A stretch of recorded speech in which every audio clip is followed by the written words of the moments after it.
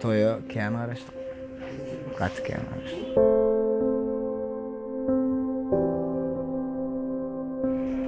Sada, pes göwnli.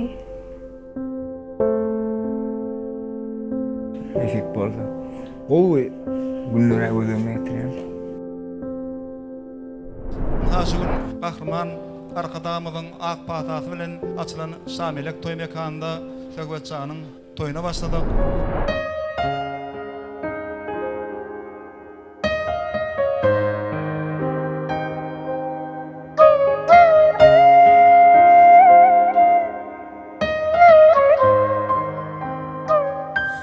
Unutmadım seni, unuttum unut diyenleri. Sana söýgümüm yok seni, unuttum anan özgöleri. Sebebi sen gerek bana, yaşamam için bu dünyada. Sebebi sen gerek bana, yetmegim için arzularıma. Canımdan gel beleyin can, tenimden gel beleyin kan. Ömrümüzün sonuna çen, gitmesin bul ya yanımdan. Canımdan gel beleyin can, tenimden gel beleyin kan.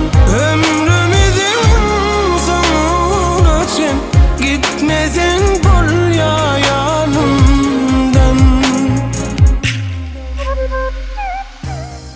Ak bagtymyz dünýäde bolsun. Bagyslaryn her demimi. Söhbedaýdar iki dünýä. Söýürmen Meryemimi. Gözläp ýören bagtym tapdym. Bu dünýäde bir sen bilen beýik söýgä dyýdym etdim.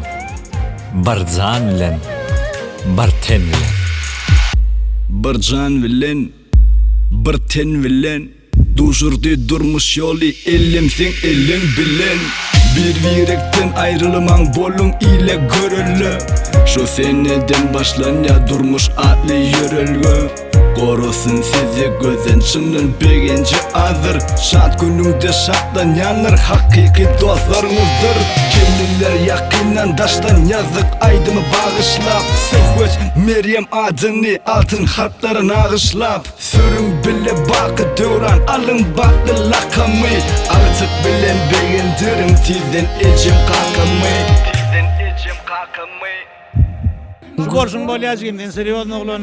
Salykatlyk, sahyryk bolsun durmuşyňda.